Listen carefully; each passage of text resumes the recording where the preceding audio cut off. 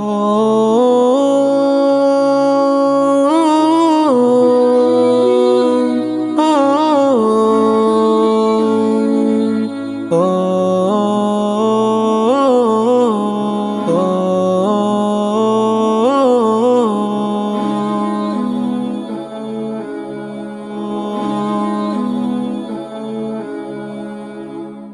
الله الرحمن الرحيم. الحمد لله رب العالمين، وصلى الله وسلم على سيدنا محمد وعلى آله وصحبه أجمعين. أما بعد، فالسلام عليكم ورحمة الله وبركاته.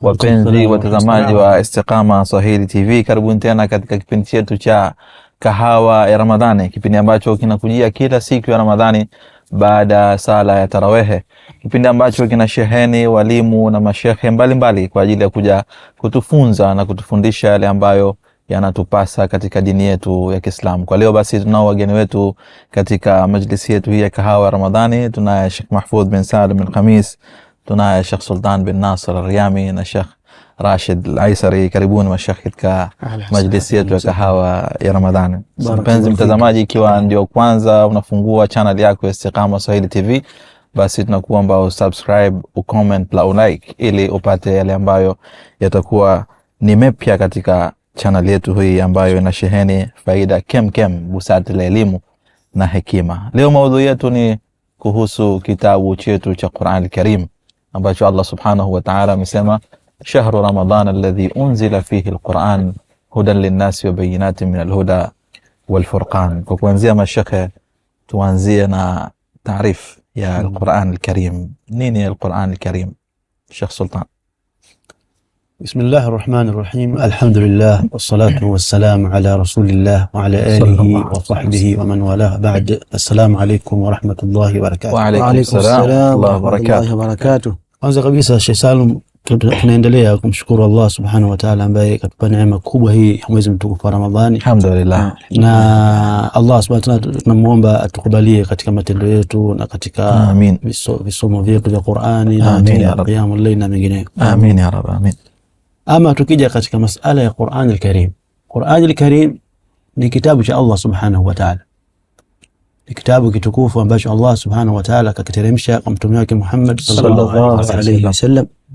Na maulama wamezungumza sana kuhusiana na taarifu ile maana halisi ya Qur'an al-Karim, wakasema ni kalamullah al-munazzal ala sayyidina Muhammad sallallahu alayhi wasallam باللسان العربي المتعبد بتلاوته المعجز بتراكيبه ومعانيه المنقول إلينا نقلا متواترا. نعم. Kwa hiyo hii ndio taarifa ambayo ni jami, taarifa ambayo imekusanya zile sifa zote ambazo zinatakiwa ziwepo katika Qur'an al-Karim. Kila maneno ambayo yatakosa hizi sifa, maana yake yatakuwa si katika Qur'an al-Karim. Nazo ni sifa. Kwanza kabisa ni kalamullah, ni maneno ya Allah Subhanahu wa Ta'ala. Kwa hiyo maneno mengine ambayo si ya Allah Subhanahu wa Ta'ala, hata kama ikiwa ni hadithi ya Mtume sallallahu alaihi wasallam, haitoingia katika mafhumu ya Qur'an al-Karim. Sifa ya pili ni al-munazzal ala sayyidina Muhammad sallallahu alaihi wasallam. Ni maneno ambayo yameteremshwa kwa mtume wetu Muhammad sallallahu alaihi wasallam. Kwa maana kwamba ikiwa kuna maneno mengine ambayo yametoka kwa Allah Subhanahu wa Ta'ala lakini hakuteremshwa kwa mtume Muhammad sallallahu alaihi wasallam, yatakuwa si katika Qur'an. Mfano Taurati na Injili. Bilisani al-Arabi, kwa lugha ya Kiarabu. Almutaabadu bitilawatihi, ni ibada kuyasoma. Yani mtu akisoma herufi tu katika Qur'ani anapata thawabu. Na ndiyo maneno ambayo Allah Subhanahu wa Ta'ala kayahusisha kwamba mtu ayasome katika sala. Huwezi kusoma maneno mengine isipokuwa Qur'an al-Karim. Yani inakusudia katika ile kisomo. Naam. Ikisha almu'jizu bitarakibihi wa maanihi, ni muujiza kwa matamshi yake na maana zake. Mashaallah. Yani Allah Subhanahu wa Ta'ala kawa challenge Waarabu na makafiri ambao wanaipinga Qur'an. Ya kwamba ikiwa kipindi hicho kinateremshwa walikuwa hapo wabobezi katika lugha ya Kiarabu. Wabobezi. Wale Waarabu ambao ni aqhah, wale Waarabu wenyewe kabisa. Naam. Walikuwepo wakati huo. Walikuwa wanaweza kuzungumza lugha ya fasaha. Naam. Wana balagha. Naam. Lakini Allah Subhanahu wa Ta'ala aliwa challenge hao kuweza kuleta mfano wa Qur'an al-Karim. Kwa hiyo Qur'an ni muujiza. Naam. Pia al-manqulu ilayna naqlan mutawatiran, ni maneno ambayo yamenukuliwa kwetu sisi kwa mtindo wa tawaturi, kwa maana kwamba imepokewa na watu wengi katika wapokezi. Kutoka kwa Mtume sallallahu alaihi wasallam na kuja katika tabaka ya sahaba, tabi'ina na tabi'i tabiina mpaka kwetu sisi. Naam. Na itaendelea mpaka itakaposimama kiyama. Mpaka siku ya kiyama. Naam. Kwa hiyo kwa fupi hiyo ndio Qur'an al-Karim. Mashaallah. Tayeb, hii ni taarifa ambayo imetubainishia sifa muhimu ambazo zimo katika kitabu cha Qur'an, kwamba ni maneno ya Allah subhanahu wa ta'ala, yameteremshwa kwa Mtume wetu sallallahu alaihi wasallam, ni kwa lugha ya Kiarabu, ina muujiza katika tarakibu zake, na imepokelewa mpaka kutufikia sisi. Bila shaka Allah subhanahu wa ta'ala anapoyaleta miongozo yake kupitia hicho kitabu chetu cha Qur'an Karim, au hichi kitabu chenyewe cha Qur'an Karim, bila shaka kuna umuhimu wake. Na sisi tunacho hichi kitabu cha Qur'an Karim, tunakisoma hasa katika mwezi huu mtukufu wa Ramadhani. Watu wanashindana katika kusoma. Nini umuhimu wake Qur'an kwa Muislamu? Bismillahir Rahmanir Rahim, alhamdulillahi rabbil alamin, wassalatu wassalamu ala rasulillah Muhammad sallallahu alaihi wasallam. Tukiangalia katika Qur'ani, Allah subhanahu wa ta'ala ameelezea ndani ya aya umuhimu wa Qur'an, akasema ya ayuhan nasu qad ja'atkum maw'idhatun min rabbikum wa shifaa'un lima fi as-suduri wa hudan wa rahmatun lil mu'minin. Kwa maana Qur'ani kwanza ni mawaidha. Naam. Kwa mtu, najua sisi daima kwamba nyoyo hizi tu hali zetu tulivyo, tukipata mawaidha tunaanza kurudi kukumbuka nini lengo letu katika maisha ya dunia. Naam. Kwa mtu anamtaka mawaidha, yapo ndani ya Qur'an. Wa shifaa'un lima fi as-sudur, na ponyo ni Qur'an, ni ponyo katika vifua vyetu. Na tukiangalia katika huzuni, hasadi, dhiki, kibri, tabu, shida, yote haya tukipata dawa yake ni Qur'an. Na hata ukiangalia kwa makafiri katika zama hizo, kama tulivyotangulia sultani wa Arabu, kwa mtu kafiri Umar ibn Khattab kapanga kwenda kumua Mtume sallallahu alaihi wasallam, kwa kuwa moyo wake mgumu, uzito, dhiki, ule hasad, chuki alikuwa nayo mwanzo kabla kuslimu, na ile bughdha na kumkuchika Mtume sallam. Lakini aliposoma baadhi aya tu, innani ana Allah la ilaha illa ana, aliposoma zile fa'budni wa aqimis salata li dhikri, baadhi aya tu, hakusoma Qur'ani nzima, basi ikawa ni ponyo, akaslimu. Nia kuja kumwa Mtume sallam, lakini kusikia ile akabadilika. Kwa hiyo kwa kafiri kapata dawa, vipi Muislamu? Kwa shifaa'un lima fi sudur wa hudan, na uongofu. Kama uongofu gani? Daima ndio kama zama zetu, zama za hatari. Kwa mtu anataka kwamba njia gani sahihi, wapi nipitie, ipi halali, ipi haram, kwa Qur'ani na kuongoza kwamba hii njia sahihi ya kwenda kwa ajili ya kupata maisha yako mazuri duniani, lakini vile vile kupata saada katika akhira. Wa hudan wa rahma lil Qur'an, ni rehma. Katika mashaka anasema kwamba Allah akajalia Qur'an ni rehma, kwamba mtu inakupa picha ya maisha baadaye, kwamba ukiwa hivi kama maisha yako haya, uko hivi maisha yako haya. Kwa mtu anapokuambia mustakbal wako ni 1 2 3 4 5, 1 2 3 4 5, fuata haya ili upate khairi, kwa yule anakuhurumia, kwa sababu anakuona baadaye ukifanya vibaya utaangukia pabaya. Kama baba anapomkana mwanae, mwanangu pitia, soma, jitahidi, zama za leo hatari, lazima una kazi zako na nini. Kwa hiyo anamwambia vile, anamhurumia, sababu anajua mustakbali wake atoka mbaya kifanya mambo kama hayo. Kwa Qur'ani ni ponyo, Qur'ani ni uongofu, Qur'ani ni rehma, Qur'ani ni mawaidha. Kwa hii ni katika muhimu tu wa Qur'ani na muhimu mkubwa katika maisha ya mwanadamu. Mashaallah, jazakallah khair, barakallahu fik. Tayeb, tumeona umuhimu wa Qur'an hapa katika maneno ambayo tumeeleza kwamba ni ponyo, rehma, mwongozo na mengine. Tayari kitabu tunacho hichi, na Allah subhanahu wa ta'ala akatuambia katika aya tuliyofungulia kipindi kwamba kaishusha ndani ya mwezi mtukufu wa Ramadhani. Kuna mafungamano gani baina ya Qur'ani na mwezi mtukufu wa Ramadhani, Sheikh Mahfudh? Bismillahir Rahmanir Rahim, alhamdulillah wa sallallahu wasallam ala sayyidina Muhammad wa ba'd. Qur'ani kama ilivyozungumzwa kwamba ni kitabu cha Allah subhanahu wa ta'ala, kakiteremsha kwa Mtume Muhammad sallallahu alaihi wasallam. Kitabu kama tulivyosifiwa kwamba ni mwongozo, kitabu ni shifa, na mengi ambayo yamezungumzwa hapa. Sasa swala ambalo nimeulizwa kuhusiana na mafungamano ya Qur'ani na mwezi huu mtukufu wa Ramadhani, bila shaka mafungamano yapo makubwa. Tukirudi kwamba hii Qur'ani yani bila shaka imeteremshwa ndani ya mwezi huu mtukufu wa Ramadhani. Mwezi wa Ramadhani ndani yake imeshushwa hii Qur'ani, ambayo ni mwongozo kwa Waislamu na watu wote hapa duniani. Qur'an huda linnas, yani ni mwongozo kwa watu wote. Mwenyezi Mungu anasema shahru ramadhana alladhi unzila fihi alquran, yani mwezi wa Ramadhani ambao ndani yake imeteremshwa hii Qur'ani. Kwa hiyo Qur'ani na uhusiano wake na Ramadhani ni kwamba Qur'ani yenyewe imeteremshwa ndani ya mwezi wa Ramadhani, na Qur'ani ni maneno ya Allah matukufu.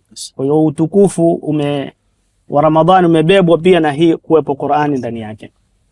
Pia tujue katika ndani ya mwezi wa Ramadhani kuna 10 la mwisho ambalo kuna usiku wenye cheo, usiku ambao ni Lailatul Qadr. Usiku huu pia hii Qur'ani ilishushwa ndani ya usiku huu.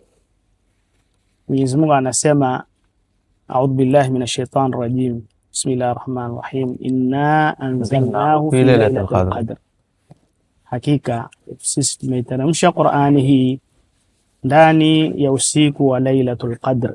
Lailatul Qadri khairun min alf shahr, usiku wa cheo ambao ni bora kuliko miezi 1000. Kwa hiyo ukitizama kwamba Ramadhani ndani yake umetokea haya matukio ya kushushwa Qur'ani. Kwa hiyo ubora huu wa Ramadhani unatokana na mengi mazuri ambayo yamo ndani ya Qur'ani ambayo imeteremshwa ndani yake.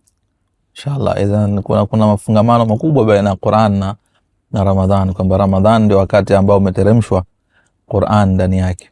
Kwa hivyo Qur'an imepata utukufu kwa kuwa imeteremshwa ndani ya mwezi mtukufu, na mwezi wa Ramadhani umepata utukufu kwa kuwa kimeteremshwa kitabu kitukufu. Mashaallah. Hata sasa ukiangalia hapo, naam, ndio maana Sheikh Salum mtu atakiwa katika mwezi wa Ramadhani ajifunge sana na Qur'an al-Karim. Mashaallah, kwa sababu ndio mwezi wa Qur'an. Ndio maana hata tukiangalia katika hadithi za Mtume sallallahu alaihi wasallam, hadithi moja katika Sahih Bukhari inasema Mtume sallallahu alaihi wasallam alikuwa anajua na Jibril. Naam. Anajua hasa katika mwezi mtukufu wa Ramadhan. Anasema ile hadithi, anasema sallallahu alaihi wasallam, asma Ibn Abbas, kana Rasulullah sallallahu alaihi wasallam ajwada an-nas, alikuwa Mtume sallallahu alaihi wasallam ndio mkarimu wa watu. Naam. Wa kana ajwada ma yakunu fi Ramadhan, na alikuwa ni mkarimu zaidi katika mwezi wa Ramadhani. Hina yalqahu Jibril fayudarisuhu al-Qur'an. Mashaallah. Pili anapokutana na Jibril akawa anasomeshwa Qur'ani. Wa kana yatihi fi kulli layla, na alikuwa Mtume sallallahu alayhi wasallam anajua na Jibril katika kila usiku wa Ramadhani anasomeshwa Qur'ani. Mashaallah. Fala Rasulullah sallallahu alayhi wasallam ajwadu bil khairi min ar-rih al-mursala, basi Mtume sallallahu alayhi wasallam huwa ni mkarimu sana kufanya khairi katika mwezi wa Ramadhani kuliko hata upepo ambao uliokuwa hauna mipaka yani. Mashaallah. Sasa manake hii inatufahamisha ya kwamba Muislamu anatakiwa katika mwezi wa Ramadhani ajikite sana katika kusoma Qur'ani, kuzingatia Qur'ani kwa sababu ndio mwezi wa Qur'ani. Na hata ukisoma pia hata yani katika sira, mienendo ya watu wema, utakuta kwamba katika mwezi wa Ramadhani walikuwa wanajifunganisha sana na kusoma Qur'ani al-Karim, mpaka mtu anaacha kazi zote. Naam. Yeye anakaa pengine msikitini au anakaa nyumbani kwake kwa ajili apate kufanya khitma, amalize Qur'ani pengine kwa siku mara moja. Wengine wanamaliza pengine kwa siku 3 mara moja. Ndio. Wengine kwa siku 10 mara moja. Kila mmoja kwa mujibu wa juhudi yake na muda wake. Kwa hiyo yote hii ni kuonyesha kwamba namna waliokuwa wakifanya hitima. Na ukitizama Sheikh Salum, yani katika haya maisha, yani kuna mawasimu tofauti ambayo mengine ni ya khairi, mengine ni ya shari. Misimu. Kuna maharajani, yani kuna matamasha. Yani sisi kama Waislamu ingalikuwa ni bora zaidi kwetu sisi kipindi cha Ramadhani kufanya ni kama tamasha la Qur'an, kwamba kila nyumba, kila penye family, misikitini, yani hii Qur'ani iwe ni kama ndio imetawala kwa kipindi hicho. Kama watu wanaweza kuweka matamasha ya muziki, wanaweka matamasha sio sana fulani, kwa nini sisi Waislamu tusiwe yani fikra kama hizi tuzielekeze katika kitabu cha Allah, hasa kipindi Qur'ani siku zote ipo. Naam. Miezi yote ipo Qur'ani, lakini kwa mwezi huu kuna hususia kwamba ni mwezi ambao hii Qur'ani imeteremshwa, na ni vizuri zaidi kwa sisi kujikita zaidi na kuisoma hii Qur'ani kipindi hichi, si kusoma tu bali na kupata mazingatio na mafundisho ambayo yamo ndani ya Qur'ani. Naam. Sasa ukiangalia katika maneno kwamba hata maumbile ya binadamu. Watu wengi utakuta hasome Qur'ani, lakini Ramadhani anasema alau ni juzuu 3, alau hivi na hivi. Kwa hawa watu wanahitaji msukumo, kwamba mimi kama ninachofanya jambo zuri, lakini bado nahitaji kwamba msukumo zaidi. Sasa utakuta mtu hasomi kabisa Qur'ani, ukiangalia msikitini baada ya dhuhuri, baada ya asiri, mtu sasa hivi kazini siendi japo robo saa. Kwa hiyo anahitaji kwamba aendelee na afanye jitihada zaidi ili apate zaidi kuliko vile anavyofanya. Ndio sasa. Nadhania upo kidogo mwamko katika jamii yetu. Tunaona tukifika misikitini, tukienda kusali, watu wanafanya jitihada za kusoma. Kina mama majumbani wajitahidi na wao kusoma. Hata hii nidhamu ya au fikra ya matamasha, tunaona mashindano ya Qur'ani yanaandaliwa katika kushindanisha vijana wetu kwenye kuhifadhi Qur'ani. Hapa nirudi kwa Sheikh Sultan alivyosema kwamba Mtume sallallahu alaihi wasallam akimshukia Jibril akisomeshwa Qur'ani na akisoma sana Qur'ani, na sisi tunaona watu ndani ya mwezi mtukufu wa Ramadhani kama watangulia kusema, mwingine anahitimu ndani ya siku 3, ndani ya siku 1 kwa mujibu wa uwezo. Kuna thawabu maalum katika kusoma Qur'an ndani ya mwezi mtukufu wa Ramadhani? Naam, shukran. Bila shaka mwezi wa Ramadhani Allah Subhanahu wa ta'ala kauhusisha kwamba ni mwezi ambao una fadhila nyingi. Naam. Na ujira wa yale matendo ambayo mtu anafanya katika mwezi wa Ramadhani unatofautiana na kwa yale matendo ambayo mtu anafanya katika mwezi mtukufu wa Ramadhani. Bila shaka Allah Subhanahu wa ta'ala anajalia kwamba ule ujira wa kila kitendo ambacho mtu anakifanya katika matendo mema unakuwa ni ujira mkubwa sana. Ndio maana imekuja katika hadithi sahihi Mtume sallallahu alayhi wasallam alieleza moja katika ibada ambayo ni ibada ya sunna. Kauli ya jumhuri ulama ni ibada ya sunna, lakini kwa sababu itafanywa katika mwezi wa Ramadhani, basi inakuwa ujira wake ni kama mtu kafanya fardhu. Mashaallah. Ibada ya umra mathalan. Naam. Hapo watu wengi tunakuta katika Ramadhani watu wengi wanakuwa kutekeleza umra. Fanya ibada hii. Naam. Sasa Mtume sallallahu anasema umratun fi Ramadhan. Umra ambayo mtu anaifanya katika mwezi wa Ramadhani ta'dilu hajjatan, ni sawa sawa na mtu kufanya hija katika miezi mingine. Mashaallah. Mashaallah. Kwa hiyo maana yake hadithi hii ni kama mfano tu wa kuonyesha kwamba kitendo ambacho mtu anakifanya kikiwa ni cha sunna ni sawa sawa na fardhu. Kwa maana si umra peke yake, hata kama atasoma Qur'ani itakuwa fadhila zake kubwa, kusali sunna itakuwa fadhila zake kubwa. Naam. Na Mtume sallallahu alaihi wasallam anasema man qaraa harfan min kitabillah falahu bihi hasana. Yeyote yule ambaye atakisoma herufi moja tu katika kitabu cha Allah atapata jema moja. Wal hasanatu bi 10 amthaliha, na jema moja ni sawa sawa na thawabu 10. La aqulu alif lam mim harf, sisemi kwamba alif lam mim yote ni herufi moja, walakin alifun harfun wa lamun harfun wa mimun harf. Lakini alif ni herufi moja na lamu ni herufi moja na mim pia ni herufi moja. Kwa maana kwamba mtu hata akisoma alif lam mim tayari kashapata thawabu ngapi? 30. Na kwenye Ramadhani, hasa katika mwezi wa Ramadhani bila shaka inakuwa ni adhaafu mudhaafa, ni zaidi na zaidi kuliko hivyo ambavyo hataja Mtume sallallahu alaihi wasallam katika hadithi. Na sasa mkiangalia katika hadithi ya Mtume hii, naam, Mtume katuletea katika ile ufahamu wetu kwa binadamu. Laiti ingekuwa kwa mfano kwamba bana, mfano kaja hapa tajiri kwamba atakayesoma juzuu 3 kile juzuu milioni, basi naamini watu ungelikesha siku nzima. Sasa mimi hapa kazi yangu kusoma Qur'ani tu, apata juzuu 3 pata milioni 3. Kwa sasa Mtume akatuambia kwamba hii si kawaida, kile herufi ya thawabu. Vipi katika Ramadhani? Kwa maana maulama wetu, mashekhe wetu wa zamani wameona haya, kwa mtu sababu tafarraka lau kwa siku, mtu kwa siku moja na isimu Qur'ani, kwa ambao unaweza kufahamu vipi itakuwaje, kwa au umefahamu zile thawabu. Kuna sisi tujiangalia hizi, kwa mimi hapa kila thawabu moja 10,000, kila 1000 10,000 napewa, ingekuwaje? Tungesoma. Tunainasihi jamii bila shaka katika hili kutumia Ramadhani vizuri. Wajiwekee program zao na waweze kusoma Qur'ani kwa muda ambao wana faragha. Inawezekana mtu pengine anashughulika, lakini kwa muda ambao atakuwa na free, basi autumie muda ule kusoma japo juzuu moja, nusu juzuu. Pale ambapo fursa ipo basi aitumie ili kuchuma hizi thawabu ambazo ni za msimu ambao msimu wake unamaliza na kumalizika Ramadhani. Japo Ramadhani Qur'ani itaendelea kuwepo, lakini kwa kipindi hicho ambacho tumeambiwa malipo ni makubwa, basi kila mmoja apate kile zaidi, apate ile malipo makubwa. Asitumie faragha kwa kupiga usingizi au gololi. au kutizama msalsalati, maana mwezi wa Ramadhani kuna taarifa michezo mingi kwa ajili ya kupoteza watu time, badala ya kutumia muda ule kwa ajili ya kufaidika, wallahi almusta'an, watu wanatumia kwa ajili ya kutizama, anasema jiburudisha sana past time. Subhanallah, hajui kama ni'matani maghbunun fihima kathir, sawa kabisa, as-sihhatu wal faragh.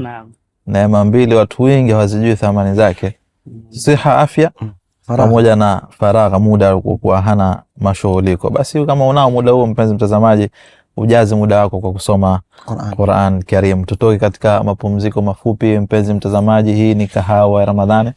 Usiondoke katika channel yako Istiqama Swahili TV, tutarudi baada ya muda mchache.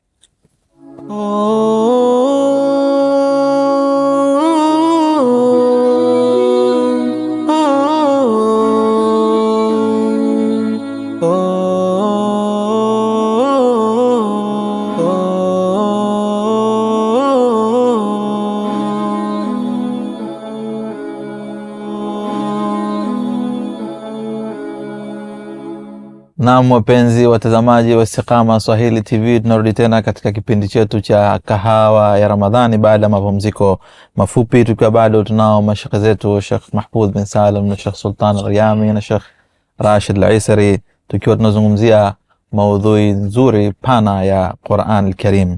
Tumeona katika kipindi cha mwanzo taarifa ya Qur'an Al-Karim ni kitu gani, na tumejua umuhimu wake Qur'an Al-Karim. Tumeona mafungamano yalikuwepo baina Qur'an Al-Karim na mwezi mtukufu wa Ramadhani, pamoja na ujira ambao anaopata mja endapo ataamua kuisoma Qur'an Al-Karim kwa wingi katika kipindi hichi cha Ramadhani. Tayari mja anayesoma Qur'an, nini nafasi ya Qur'an katika kumjenga huyo mja? Sheikh Rashid. Bismillahir Rahmanir Rahim. Tukiangalia katika Qur'ani imepita kila sekta kwa mwanadamu. Qur'ani imejali roho na akili ya binadamu.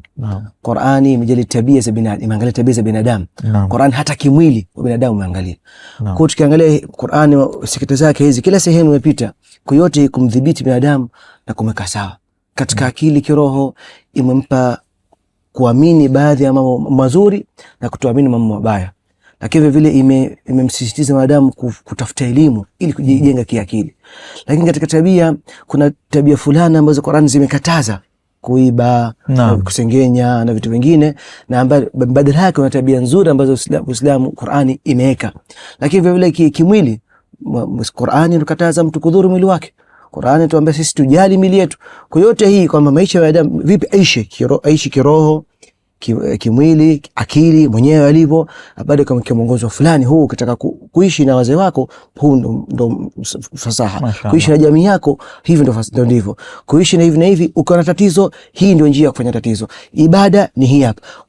Ni mwongozo wa mwanadamu hapa duniani, namna aishi mpaka atakapokufa.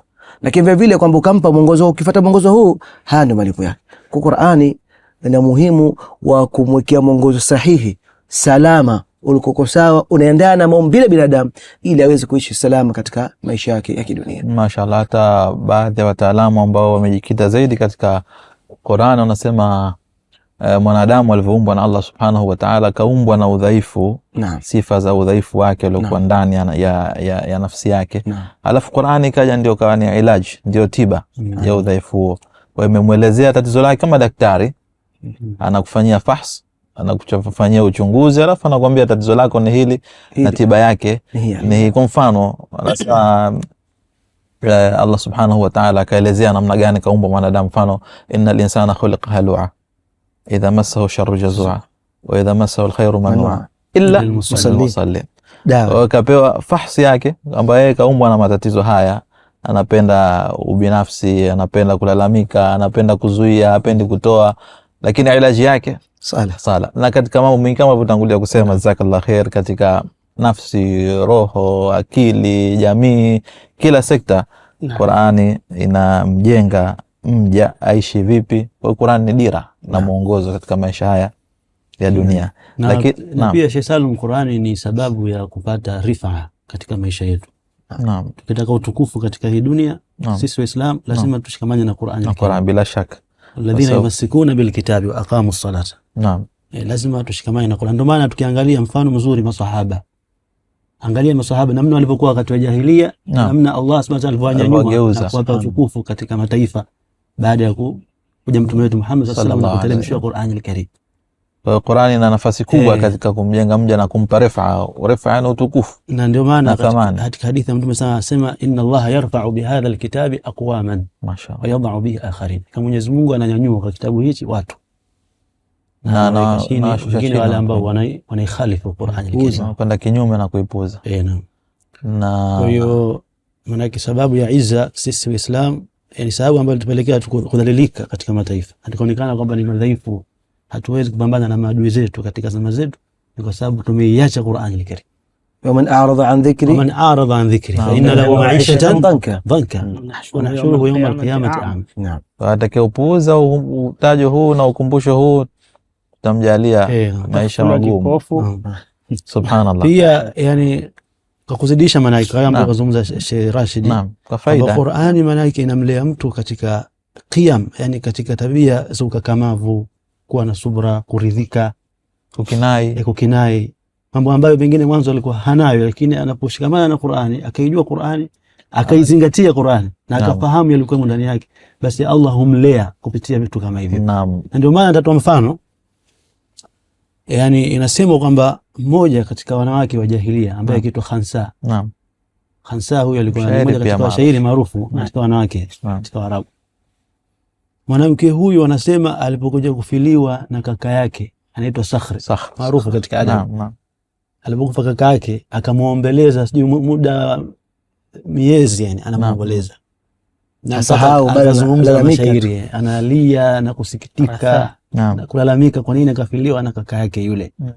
Lakini wanasema hapo hapo huyu mwanamke alipokuja kuingia katika Uislamu, watoto wake walishiriki katika vita. Mesahau vita gani, lakini walishiriki, watoto wake 4 walishiriki katika vita. Baada ya kushiriki katika vita wakafa wote 4 katika vita. Ikaja habari kwa huyu mwanamke kuambia kwamba watoto wake wote wamestashhidi katika vita. Basi hakulalamika. Kitu gani kilifanya vile? Hakulalamika, bali alifurahi na akasema alhamdulillahi alladhi sharafani biqatlihim. Subhanallah. Namshukuru Mwenyezi Mungu ambaye kanitukuza mimi kwa wote hawa kuuawa. Sultan umetoa mfano hata katika waqi sasa hivi tunaoishi kwa ndugu zetu wa Palestina. Naam. Ambao ya mfano kama huu uliotaja kwa Khansa, wamama wengi au kina mama wengi wa Kifalestina ambao wamepoteza watoto wao lakini wakabaki katika thabati. Ndio. Hata nasru walioipata ndugu zetu wa Palestina, mwega wao mkubwa ni Qur'an ambayo imewajenga kifikra, imewajenga kimwili, imewajenga kiroho, imewajenga hawana kitu kingine zaidi ya maelekezo ya Qur'an al-Karim. Sasa hapo katika aliposema kuhusu qiyam, yani tukija katika uhalisia wa jamii zetu, yani mtu anapofanya jambo baya, basi wewe umehifadhi Qur'ani unafanya kama hili, kwa hata jamii hata kusoma, lakini kama wewe Qur'ani usikuweka hivyo, yuko kija mwingine kabisa ikubadilishe. Mashaallah, mjadala mzuri. Lakini haya aliyozungumza hapa Sheikh alitaja point muhimu sana, kuzingatia au kutadabbara. Anasema tadabbur kwamba watu wanasoma, mtu anamaliza juzuu, anamaliza msahafu, anafanya khitma mara 3 mara 4, lakini vipi afaidike na yale maneno aliyoyasoma, ambayo kuitafakari ile Qur'ani, tadabbur ni umuhimu wake. Tadabbur na anaweza kufanya vipi mwanadamu akapata tadabbur?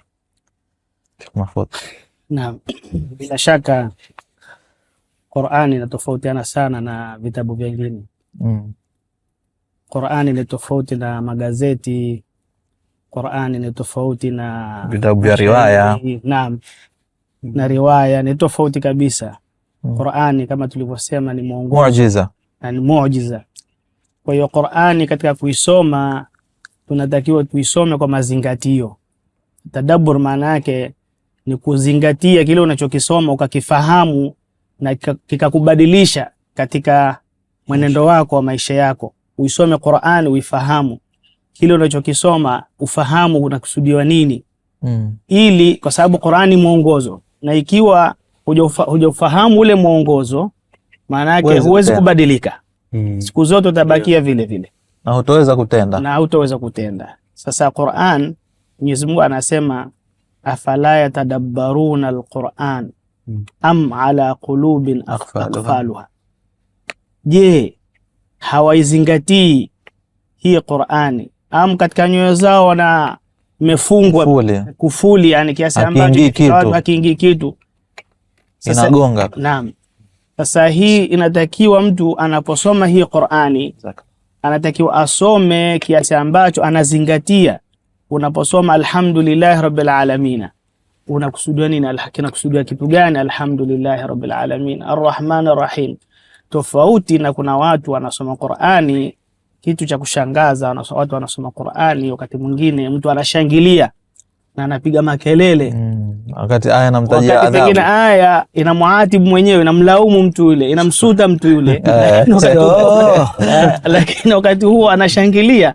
Hii ni kuonyesha kwamba utamu wa sauti au utamu wa mahadhi. Yani ndio tatizo liliopo baadhi yetu sisi Waislamu, kwamba hatutaki kujua undani wa Qur'ani yetu. Na Qur'ani kama alivyosema Sheikh Sultan kwamba imewabadilisha watu walikuwa na nyoyo ngumu, lakini wamekuwa na nyoyo laini kupitia hii Qur'an.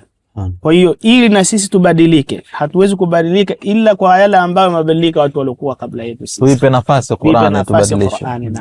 Hapa nakumbuka maneno ya Dr. Naif bin Nahar, kwa faida ya watazamaji wanaweza kaingia YouTube wakamtafuta, kwa wale ambao wanajua lugha ya Kiarabu na kuisikia. Yeye alitoa mfano mzuri wa jamii yetu sisi, mtazamo wetu kwa hichi kitabu cha Qur'an ambacho tumekitaja hapo, umuhimu wake, imebadilisha watu, imefanya hivi. Yeye anasema kwamba sasa hivi Waislamu wengi yuqaddisuna al-Qur'an kamada, ka kitab, wala yuqaddisunahu ka manhaj. Wanaitukuza kama ni kitu na hawaitukuzi kama ndio muongozo. Ukisikia imechomwa moto anasikitika, analalamika. Akiona labda msahafu uko chini ya ardhi atauchukua, ubusu au uweke. Akiona takdis maddi ya nje, atifi, lakini haitukuzi kama ni manhaj. Akatoa mfano ambao unaingia akilini, ni sawa sawa na mtu ambaye kasoma professional katika fani maalum, tuseme engineer wa kisasa, akaenda akaomba kazi katika kampuni mbili. Kampuni ya kwanza ikamkataa kabisa, amba hapa sina haja nawe, ambao hawa ni hao waliokataa hii Qur'ani kabisa, washirikina na makafiri. Na kampuni ya pili wakamkubali, wakamwajiri, akampokea, wewe mtu mzuri, wewe una shahada nzuri, wewe mashallah shahada zako hivi, wakamwandalia na ofisi nzuri, KF na kila kitu, lakini kazi yake ni kukaa tu, hatoi rai, hashirikishwi, hafanyi kazi, kakaa tu. Ndio sawa sana hii Qur'ani tunapoichukua tukaiweka katika rafu zetu, tumeifunga kama pambo na hivi, lakini haitupi, yani hatuchukui kutoka katika hiyo Qur'ani miongozo ya kutupeleka hapa ndivyo. Yani yule professional ile jambo hapewi, kaajiriwa kazi, lakini hapewi chance, nafasi ya kutoa maelekezo. Yeye katoa mfano wa hali ya jamii sasa hivi, hapa ni wapi maisha tumeitaja hapa. Sasa hapo kidogo nakatishe, katika mashekhe wanataja visa, anasema kulikuwa na mtoto na mama yake. Mtoto huyu alikuwa anampenda sana mzee wake. Sasa ikatoka safari, itabidi asafiri, ikawa anamletea mtaji ile vya benki vile vikatasi vile, anamletea mama yake kila muda. Sasa mama mtu hajui kitu gani, anaona mwanangu baada kuletea pesa letea mambo haya bana, mtajuaje yani nikatasi hii. Lakini bahati nzuri akawa anaziweka zile, ikawa bunda. Sasa mama huko anakufa maskini, lakini zile pesa nazo hajui maskini. Kwa ikafika hadi kana msikitini kawa naomba, jamani saidieni. Asa wale watu wanamjua mtoto na mahusiano yake na mama yake, haiwezekani mwanawe amweke hivi mama siku moja, haiwezekani, sio tumjua mwanawe alivyo, tabia yake. Aka mama wewe mpaka leo, kwani mwanao si yupo? Tunamjua, sema yupo, lakini aleta karatasi tuletee mimi. Alete pesa. Halete pesa, havina faida. Mimi vikao vipo ndani. Hii kibao. Aka mama hizi pesa hizi. Sasa anaona hajui kitu gani. Hajui thamani yake. Sasa Qur'ani hii tunasoma tunaweka anazama hivi, anaweka basi. Hatari, kwa sababu shekhe, na hii ndio ilikuwa sababu ya Bani Israila pengine subhanallah kukosa ile sharaf ambayo walipewa, kwa sababu walikuwa wanashushwa vitabu, lakini Mwenyezi Mungu akashabisha na nyama kama thalil himari yahmilu asfara. bisa mathalul qaumi alladhina kadhabu biayati llah, yani wameshushiwa kitabu lakini hawafaidiki nacho. Ni kama mfano wa mnyama punda ambaye kabebeshwa mzigo lakini hajui thamani yake. Pengine kakabebeshwa chakula lakini punda anabeba hajui, hawezi kufaidika na. Sasa na Qur'ani bado Waislamu tunahitaji kujirejea nafsi zetu kuhusu kitabu chetu hichi ambacho kama tulivyoelezewa kwamba ni mwongozo. Naam. Sasa huu mwongozo ni wetu sisi, sio watu wengine. Kwa hiyo turudi katika kitabu ili hapo umekamilishia pazuri Sheikh. Nikamilisha swala langu la mwisho, nini wajibu wa jamii yetu sasa hivi kwa vizazi vyetu na Qur'an?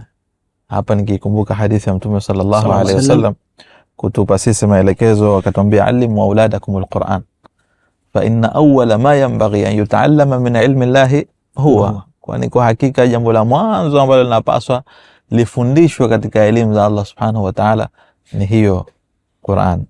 Ni wajibu upi sasa wa jamii, mtazamo wao wa Qur'ani na wana wajibu gani mbele Allah subhanahu wa ta'ala kwa vizazi vyao juu ya Qur'an al-Karim? Wajibu wetu sisi katika jamii, wazee, walimu, maustadhi, mashekhe, tunatakiwa sisi wenyewe kwanza tujihimize sana katika kusoma Qur'an. Faqidu shay'in la yu'ti. Subhanallah. Sisi wenyewe kwanza, kama ulivyozungumza Sheikh Rashid, watu wengi sasa hivi tunasubiria mpaka Ramadhani ndio tusome Qur'an. Maana Qur'an imekuwa ni kitu mahjur. Hata Mtume sallallahu alaihi wasallam kashtaki katika mashtaka pekee, inna qaumi ittakhadhu hadha alqur'ana mahjura. Wenye elimu zao wanasema ndio mashtaka pekee aliyopeleka Mtume sallallahu alaihi wasallam kwa Allah subhanahu wa ta'ala. Naam. Kwa hiyo ili tusije tukaingia katika makemeo haya na mashtaka haya ya Mtume sallallahu alaihi wasallam, basi tunatakiwa kwanza sisi wenyewe tuanze kuifanya hitimamu na Qur'ani, tuisome Qur'ani, lakini tujue maana yake, na hatutoweza kujua maana yake isipokuwa kwa kusoma Kiarabu. Na ndio hapo kuna umuhimu pia sisi wenyewe tunajua japo kidogo katika lugha ya Kiarabu na kuwasomesha watoto wetu lugha ya Kiarabu, lugha ambayo sasa hivi inazaraulika. Ndio wakati ndio wi'a, ndio chombo ambacho dira yetu muongozo wa Qur'ani imeshuka kupitia kitabu hicho. Inna anzalnahu Qur'anan Arabiyyan la'allakum taqilun. Naam. Lakini sasa vile kwamba ukimwambia mzazi amsomeshe mtoto, asomeshe na muda, basi alaqal tafuta ustadhi akusomesha watoto. Na lakini ustadhi kweli, sio ustadhi tamaa. Sababu ile mwingine anakusomesha anakuambia ustadhi lakini hana ujuzi ule usahihi wa kusomesha mtoto. Lakini hivyo vile mzazi amjali yule mwalimu, kwa sababu tuna habari tunapata kwamba kuna mwalimu mmoja anasomesha madrasa miaka 9, lakini baadaye akafunga madrasa kaondoka akafanya biashara. Anasema mzazi hanijali, ndio kama Qur'ani hailipwi, maskini mwalimu anajitahidi lakini huko hakuna juhudi. Kwa hiyo nataka nini sote kwa mimi mwalimu kwamba najua ni wajibu nikasomesha watoto, lakini jamii kwamba huyu mwalimu tumtazame, maana ustadhi umesoma tafaragh ka kwa ajili ya wanafunzi wetu usomeshe, na wazazi waumie kwa mtoto kwani heni mbele, mtoto kwani mwalimu kwani hasomeshi. Kuchukua kitu kimoja katika jambo hili moja, basi tutaweza kupeleka Qur'ani mbele, ndio tutaweza kusoma Qur'ani, na ile athari ambayo tulisema kwamba jamii itakuwa ipo sawa. Lakini ile mtoto mdogo anaanza kuwa ABCD anaanza kufundishwa, lakini hizi hurufu hazijui kabisa. Mtu anakwambia darasa la 4 la 5 au akiwekewa kikomo katika kusoma Qur'an, lakini asiwekewe kikomo katika masomo mengine. Kuna mmoja anaambia mwanawe Qur'ani ni kitu gani? Unapoteza muda. Soma skuli pata kazi. Sasa ikawa mzazi anafikira kama hii, mtoto atakuwaje katika maisha yake? Atakuja kuathiri katika vizazi vya mbele, wal billah. Bwana, tunatakiwa jamii zinduliwe kutokana na huu usingizi ambao yani jamii imelala, usingizi wanaita usingizi fofofo.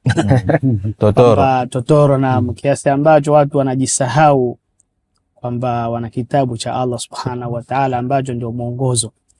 Sasa jamii inataka iamshwe na mashekhe, watu wa da'wa wajitahidi, wasichoke kukumbusha, kwa sababu ni wajibu wetu kufanya hivyo. Lazima kuwa na watu ambao wanakumbusha wengine ili wapate kuamka. Fadhakkir fa inna dhikra tanfa'ul mu'minina. Kukumbusha, hakika ukumbusho utawafaa wenye kuamini. Jamii kidogo inaghafilika, na hasa kulingana na maisha ambayo tunaishi siku hizi, dhurufu za maisha zili watu wazazi wengi wameelekea mrengo huu wa masomo ya sekula zaidi, kiasi ambacho wanasahau kama yani dini imekuwa ni kitu cha pili au cha tatu ndio anakumbukwa. Mtu pengine limfike tatizo ndipo anakumbuka kuna dini au kuna Qur'an au kuna kitabu cha Allah subhanahu wa ta'ala. Sasa haya ni masikitiko ambayo tunatakiwa tusiyafumbie macho, tuyazungumze, tuyarekebishe. Lazima yazungumzwe, jamii ya mke ifahamishwe umuhimu wa Qur'ani katika maisha ya mwanadamu, katika maisha yake kila siku, katika maisha yake ya kibiashara, maisha yake ya kiuchumi, maisha yake ya miamala yake na watu wengine, maisha ya kijamii. Qur'ani imeingia katika kila nyanja. Sasa unaposahau kusoma Qur'ani, maana yake kuna makosa mengi watu watayafanya bila kujua hukumu yake. Lazima tuisome Qur'ani ili tupate kujua haya. Jazakumullah khair. Nakumbusha hadithi moja tu ya Mtume sasa. Naam. Ambayo tumesahau kuitaja. Naam. Khairukum man ta'allama al-Qur'an wa 'allama. Naam. Bora wenu ni yule ambaye kajifundisha Qur'ani na akaifundisha. Mashaallah. Hapo maana yake mimi kidogo dakika moja namalizia. Kwa mujibu wa jamii tunavyokwenda sasa hivi kwamba tunakimbia sana Qur'ani. Kuna saha tunawapa kwa wale mashekhe na walimu wa madrasa. Sisi kwa kuwa sisi tumefahamu haya mambo, tunaelewa haya mambo, tuwafate watu, tuwalengenia watu. Nasema kama tuwapembejekee watu. Kwa sababu ukikaa John someni haji mtu, lakini mmoja baada mmoja njoo usome Qur'ani, so hivyo haifai, sio mzuri hivi na hivi. Kwa asa mfumo kama huu taraji radhi kwa Allah subhanahu wa ta'ala, watu wakaitikia. Tunika darasa msikitini watu hawaji, lakini tuna mmoja baada mmoja tafuta dharura zake ili watu waweze kuja katika Qur'ani na vitu vingine, jamii yetu ikawa iko sawa. Jazakumullah khairan. Mashallah, muda wetu ni mchache, maneno ni mazito na maudhui kusema kweli ni pana, lakini tunahitimisha maudhui hii kwa rai mlizozitoa na nasaha kwamba ipo haja jamii sasa ikajirejea, kila mmoja kutekeleza jukumu lake. Mzazi akamsukuma mwanawe na mwalimu naye pia akatekeleza jukumu lake katika hilo ili kukamilishana. Mzazi ataanza kumfundisha mwanawe na mwenye kujua ustadhi au mwalimu naye afundishe jamii kwa ujumla, ili sote kwa pamoja tuongoze njia ya Allah subhanahu wa ta'ala kwa kutunza hichi kitabu chetu ambacho ndio dira na mwongozo wa mafanikio ya maisha yetu ya dunia na maisha ya akhera. Na mpenzi mtazamaji wa Istiqama Swahili TV, hadi hapa tunafikia mwisho wa kipindi chetu cha leo cha Kahawa ya Ramadhani, kipindi ambacho kimejadili kwa upana Al-Qur'an Al-Karim, maana yake na umuhimu wake katika kutengeneza jamii. Ni matarajio yetu kwamba umefaidika na yale ambayo yamezungumzwa na mashekhe hawa na utayabeba kwa ajili ya kuyafanyia kazi katika maisha yako ya kila siku. Tulikuwa nao leo mashekhe wetu Sheikh Mahfudh bin Salim bin Khamis, Sheikh Sultan Al-Riyami na Sheikh Rashid Al-Aisari katika kipindi chetu hichi. Mwisho wa kipindi hichi ndio mwanzo wa kipindi kijacho. Basi tumalize leo kwa kukuuliza swala mtazamaji. Je, unaweza kujenga nyumba ya ghorofa bila ya msingi? Kama huwezi, hivyo huwezi kumtengeneza kijana mzuri bila ya msingi. Msingi wake ni upi? Alimu auladakum alquran fa inna awwala ma yanbaghi an yuta'allama min ilmi llahi huwa. Masakumullahu bil khair wan nur was surur. Wassalamu alaykum wa rahmatullahi wa barakatuh. Wa alaykum assalam wa rahmatullahi wa barakatuh.